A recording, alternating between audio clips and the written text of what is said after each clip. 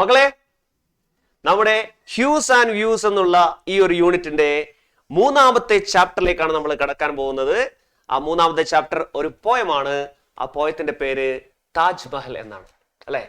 The beautiful Taj Mahal, the gem of India, ഇന്ത്യയുടെ രത്നം എന്നറിയപ്പെടുന്ന താജ്മഹൽ, അല്ലെ?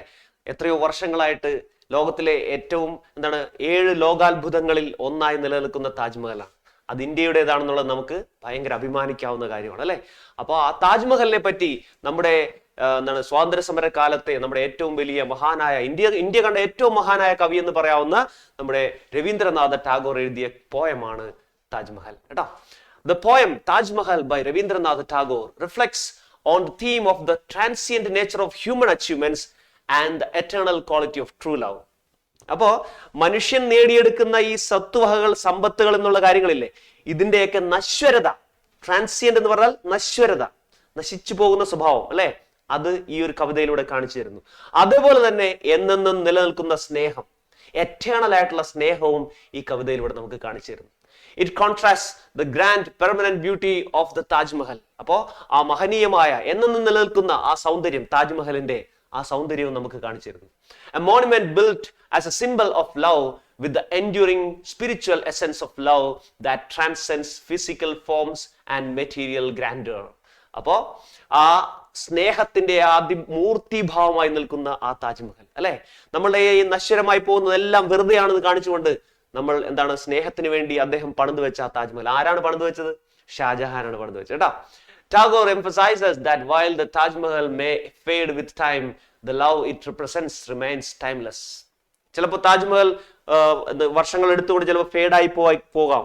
അതിപ്പോ ഇപ്പൊ തന്നെ ഫേഡ് ആയിട്ടുണ്ട്. ഏകദേശം നമുക്കറിയാം, അത് ഉണ്ടാക്കിയ സമയത്തുണ്ടായിരുന്ന വെള്ളാരം കല്ലുകളുടെ നിറമല്ല അതിനിപ്പോ ഉള്ളത്. അത് ഫേഡായി തുടങ്ങുന്നു. കാലങ്ങൾ കഴിയുന്നവരും ഏതൊരു മോണുമെന്റും ഏതൊരു ബിൽഡിങ്ങും തകർന്നു വീഴുന്ന പോലെ ചിലപ്പോൾ താജ്മഹൽ പോയേക്കാം.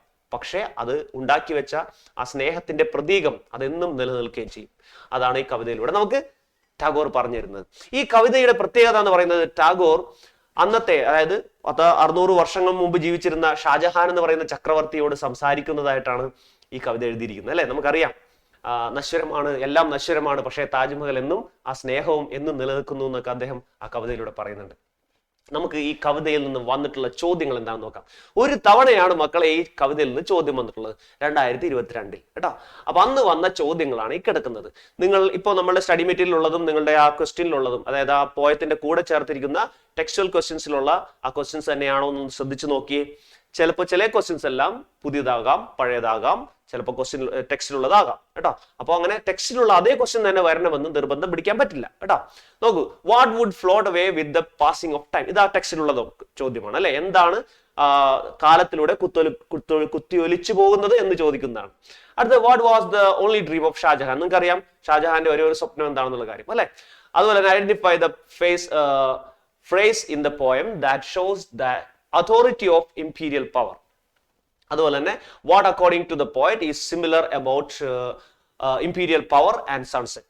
imperial പവറും സൺസെറ്റും സിമിലർ ആകുന്നത് എന്തുകൊണ്ടാണെന്ന് പറയുന്നു, അല്ലെ? അങ്ങനെയുള്ള ചോദ്യം. cite the example for auditory images from the given lines. താഴെ തന്നിരിക്കുന്ന ആ ലൈൻസിൽ നിന്ന് നിങ്ങൾ ഓഡിറ്ററി ഇമേജസ് എഴുതുക. ഇതൊക്കെയാണ് ചോദ്യങ്ങൾ വന്നത്, കേട്ടോ. അപ്പൊ ഇതിലൊരു ഇമ്പോർട്ടന്റ് കാര്യം എന്ന് വെച്ച് കഴിഞ്ഞാൽ, ഈ പോയത്തിൽ ഇമേജറീസ് ഉണ്ട്, പോയറ്റിക് ഡിവൈസസ് ഉണ്ട്. അതൊന്നും അറിഞ്ഞിരിക്കണം നല്ലതാണ്, കേട്ടോ. സാധാരണ വരുന്ന ചോദ്യങ്ങൾ കൂടാതെ ഇമേജറിയും പോയറ്റിക് ഡിവൈസസിനെ പറ്റി ഒന്ന് അറിഞ്ഞിരിക്കാം. എന്താണ് ഇമേജറി എന്ന് പറയുന്നത്? ഇമേജറി എന്ന് പറഞ്ഞാൽ 5 തരത്തിലുള്ള ഇമേജസ് ഉണ്ട്. ഒന്ന് വിഷ്വൽ, ഓഡിറ്ററി, അതുപോലെ തന്നെ ഓൾഫാക്ടറി, ടാക്ടൈൽ, ഗസ്റ്റേറ്ററി. ഈ 4 ഇമേജസ് ആണ് ഉള്ളത്. ഈ 4 ഇത്രേ ഉള്ളൂ. കാഴ്ചയുടെ ഇമേജ്, കേൾവിയുടെ, അതുപോലെ തന്നെ ഓൾഫാക്ടറി ഗന്ധത്തിന്റെ, ടാക്ടൈൽ സ്പർശനത്തിന്റെ, അതുപോലെ ഗസ്റ്റേറ്ററി രുചിയുടെ. ഇതാണ് ഇമേജസ്. അതായത് പോയം നമ്മൾ വായിക്കുമ്പോൾ ഈ പറയുന്ന അനുഭവങ്ങൾ നമുക്ക് ഉണ്ടാവുകയാണെങ്കിൽ അത് ആ ഒരു ഇമേജ് ആണെന്ന് പറയാം. ഇപ്പൊ ഒരു പോയം വായിക്കുമ്പോൾ കാഴ്ചയുടെ അനുഭവം, ഒരു പശു എന്ന് എഴുതിയിട്ടുണ്ട്, പശുവിന്റെ നമ്മുടെ മനസ്സിൽ ചിത്രം വരൂല്ലേ? ദാറ്റ് ഈസ്, പശു എന്ന് പറയുന്നത് എന്താണ്? അതൊരു വിഷ്വൽ ഇമേജ് ആണ്. അതുപോലെ തന്നെ പശു കരയുന്ന ശബ്ദം, കേട്ടോ. ദ കൗ ഈസ് ക്രൈങ് എന്ന് പറയുകയാണെങ്കിൽ, കരയുകയാണെങ്കിൽ ആ കരച്ചിൽ എന്താണ്? അത് ഓഡിറ്ററി ഇമേജ് ആണ്, ഇല്ലേ? ഇനി ഒരു പശു വന്ന് നമ്മളെ കുത്തുകയാണെന്ന് വെച്ചോ, അപ്പൊ കുത്തുമ്പോ എന്താ നമുക്ക് ഫീൽ ചെയ്യുക? അതൊരു ടാക്ടൈൽ ഇമേജ് ആണ്, അല്ലെ? ആ പശുവിന്റെ കൊമ്പ് വന്ന് നമുക്ക് കുത്തുകൊള്ളുന്നു, ടാക്ടൈൽ ഇമേജ്, കണ്ടോ? അപ്പൊ അതെല്ലാം എന്താണ്? ഇനി പശുവിന്റെ പാല് നമ്മൾ കുടിക്കുന്നു, പാലിന്റെ മണം, അപ്പൊ എന്താണ്? മണം, ഗന്ധം എന്താണ്? ഓൾഫാക്ടറി ഇമേജ് ആണ്. പാലിന്റെ രുചി ഗസ്റ്റേറ്ററി ഇമേജ് ആണ്. ഇതാണ് ഇമേജസ്. പക്ഷെ ഞാൻ ഈ പറയുന്ന എല്ലാ ഇമേജും ഒന്നും ചോദിക്കില്ല കേട്ടോ. ചോദിക്കുന്നത് ഒന്നോ രണ്ടെണ്ണം മാത്രം. ഏതൊക്കെയാണ്? ഒന്ന് വിഷ്വൽ ഇമേജ് ചോദിക്കും, ഓഡിറ്ററി ഇമേജ് ചോദിക്കും, ചിലപ്പോ ടാക്ടൈൽ ഇമേജ് ചോദിച്ചെന്ന് വരും കേട്ടോ. കാരണം അതിനകത്ത് ഏതെങ്കിലും പശു കുത്തുന്ന കാര്യമല്ല കേട്ടോ വരുന്നത്. വേറെ ഏതെങ്കിലും ഒരു ഇളം കാറ്റ് വന്ന് വീശുന്നു, ബ്രീസ് എന്നൊക്കെ പറയൂലേ, അതൊരു ടാക്ടൈൽ ഇമേജ് ആണ്. കാരണം ഇളം കാറ്റ് നമുക്ക് കാണാൻ പറ്റില്ല, അതുപോലെ തന്നെ ഇളം കാറ്റ് നമുക്ക് കേൾക്കാനും പറ്റില്ല. വലിയ കാറ്റ് കേൾക്കാൻ പറ്റും, ഇളം കാറ്റ് കേൾക്കാൻ ബുദ്ധിമുട്ടാണ്. അപ്പോൾ അതൊരു ടാക്ടൈൽ ഇമേജ് ആണ്. മനസ്സിലായില്ലേ? അപ്പൊ പിന്നെ ചൂട്, തണുപ്പ്, ഇതൊക്കെ ടാക്ടൈൽ ഇമേജുകളാണ് കേട്ടോ. ഇതാ ഈ കവിതയിലുള്ള വിഷ്വൽ ഇമേജസ് ഒന്ന് പഠിച്ചോ. എന്താണ്? Crimson splendour, rainbow, solitary tear, ഇതെല്ലാം വിഷ്വൽ ഇമേജ്. ഇത് മാത്രമല്ല, അതിനകത്ത് പറയുന്ന എന്താണ് റെയിൻബോ, അതുപോലെ തന്നെ എമറാൾഡ്, റൂബി, ഇതെല്ലാം വിഷ്വൽ ഇമേജസ് ആണ് കേട്ടോ. ഇനി അതിനകത്ത് ഓഡിറ്ററി ഇമേജ് ഏതാണ്? തണ്ടർ, സൈ മുതലായവ അതിനകത്ത് ഓഡിറ്ററി ഇമേജ് ആണ് കേട്ടോ.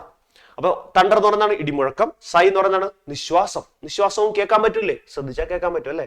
അപ്പൊ അത് ഓഡിറ്ററി ഇമേജ് തന്നെയാണ്. ഓക്കെ, ഇതിനകത്ത് ഇനി വരുന്നത് സിമിൽ ആൻഡ് മെറ്റഫർ. ഈ രണ്ട് പോയറ്റിക് ഡിവൈസസിന്റെ ഉപയോഗം ഇതിനകത്ത് വരുന്നുണ്ട്. എന്താണ് സിമിൽ എന്ന് പറയുന്നത്? എന്താണ് മെറ്റഫർ എന്ന് പറയുന്നത്? നമുക്ക് ഉദാഹരണങ്ങളോട് പോയി നോക്കാം. Simile and metaphor are used to compare two different things. അതായത് രണ്ട് വ്യത്യസ്തമായ സാധനങ്ങളെ തമ്മിൽ കമ്പയർ ചെയ്യാൻ വേണ്ടി, അല്ലെങ്കിൽ ഒന്ന് മറ്റൊന്ന് പോലെയാണെന്ന് പറയാൻ വേണ്ടിയിട്ടാണ് സിമിലും മെറ്റഫറൊക്കെ ഉപയോഗിക്കുന്നത്. The simile uses the words like or as for comparison.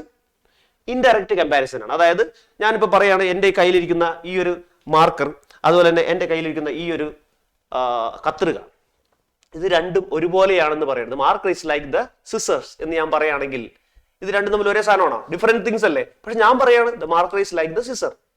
അപ്പൊ അതിനർത്ഥം എന്താണ്? ഞാൻ രണ്ടിനെയും ഒരുപോലെ കമ്പയർ ചെയ്തിരിക്കുന്നു. ദാറ്റ് മീൻസ് അതിനുവേണ്ടി ഞാൻ ലൈക്ക് അല്ലെങ്കിൽ ആസ് ഉപയോഗിച്ചിരിക്കുന്നു. അത് ഉപയോഗിച്ചുകൊണ്ട് ഞാൻ വ്യത്യസ്തമായ രണ്ട് സാധനങ്ങളെ ഒരേപോലെയാണെന്ന് പറഞ്ഞിരിക്കുന്നു. ഇറ്റ് ഈസ് കോൾഡ് സിമിലി കേട്ടോ. അപ്പൊ സിമിൽ എന്ന് പറയുന്ന അല്ലെങ്കിൽ സിമിലി എന്ന് പറയുന്ന ഇതിന്റെ അർത്ഥം ഇതാണ്. നമുക്ക് ഇതിനകത്ത് എക്സാമ്പിൾ ആയിട്ട് എടുക്കാൻ നോക്കി. The harsh thunder of imperial power would fade into sleep like a sunset's crimson splendour. അവിടെ ലൈക്ക് ഉപയോഗിച്ചുകൊണ്ട് the harsh thunder of imperial പവറിനെ ഞാൻ ലൈക്ക് ഉപയോഗിച്ചുകൊണ്ട് സൺസെറ്റിന്റെ ക്രിംസൺ സ്പ്ലെൻഡറുമായിട്ട് ഒരുപോലെയാണെന്ന് പറഞ്ഞിരിക്കുന്നു. ദാറ്റ് ഈസ് സിമിലി കേട്ടോ. ഇപ്പുറത്ത് നമുക്ക് മെറ്റഫറിന്റെ എക്സാമ്പിൾ എന്ന് പറയുകയാണെങ്കിൽ, മെറ്റഫർ എന്ന് പറയുന്നത്രേ ഉള്ളൂ. ഞാൻ നേരത്തെ പറഞ്ഞ പോലെ ഈ മാർക്കറും ഈ സിസറും ലൈക്ക് ഉപയോഗിച്ചുകൊണ്ടാണ് ഞാൻ നേരത്തെ പറഞ്ഞത് അല്ലെ. Marker is like the scissor. ഞാൻ ഇനി ഇങ്ങനെ പറയാൻ പോവാണ്, the marker is the scissor അല്ലെങ്കിൽ the scissor is the marker. ഇപ്പൊ ഞാൻ രണ്ടിനെയും ഒരുപോലെയാണെന്ന് പറഞ്ഞില്ലേ, പക്ഷെ ഇതിന്റെ ഇടയിൽ ഞാൻ ലൈക്ക് ഉപയോഗിച്ചോ? ഇല്ല.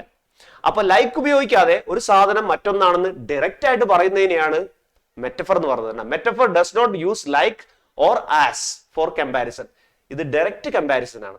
ഇപ്പൊ ഉദാഹരണം പറയുകയാണെങ്കിൽ നമുക്ക് താജ്മഹലിലെ ഒരു ഡയറക്റ്റ് കമ്പാരിസൺ പറയുകയാണെങ്കിൽ, Taj Mahal is metaphorically described as the tear drop on the cheek of time. ഈ പോയത്തിന്റെ അവസാനം ഒരു കാര്യം പറയുന്നുണ്ട്.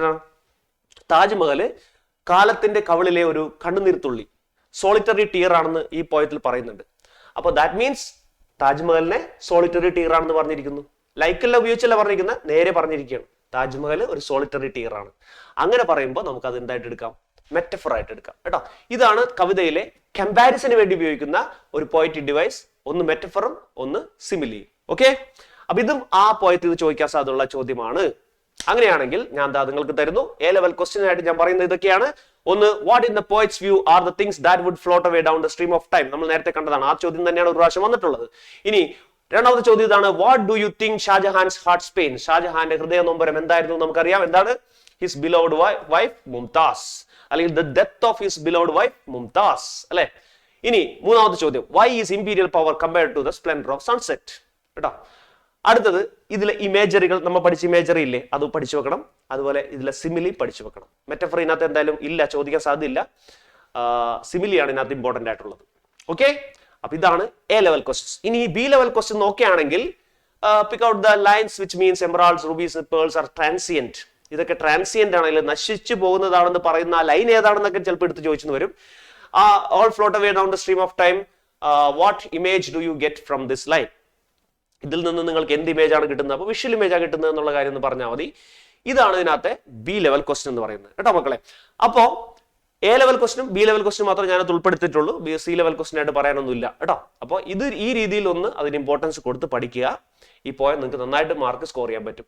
പിന്നെ ഒരു കാര്യം, 2022 ചോദിച്ചു, 2023 ചോദിച്ചിട്ടില്ല. അപ്പോൾ 24 ചിലപ്പോൾ അത് ചോദിച്ചെന്ന് വരും. അതുകൊണ്ട് കുറച്ചൊന്ന് കരുതിയിരുന്നു കേട്ടോ. ഓക്കെ, അപ്പൊ നമുക്ക് നമ്മളുടെ ഈ ഒരു പോയത്തിന്റെ കാര്യങ്ങൾ ഇതാണ്. നിങ്ങൾ കൃത്യമായിട്ട് പഠിക്കുക, നന്നായിട്ട് ആത്മാർത്ഥമായിട്ട് പ്രാർത്ഥിച്ച് നന്നായിട്ട് പോയിട്ട് എഴുതുക കേട്ടോ. എന്തായാലും എഴുതാൻ പറ്റും കേട്ടോ, പേടിക്കണ്ട. Okay, by.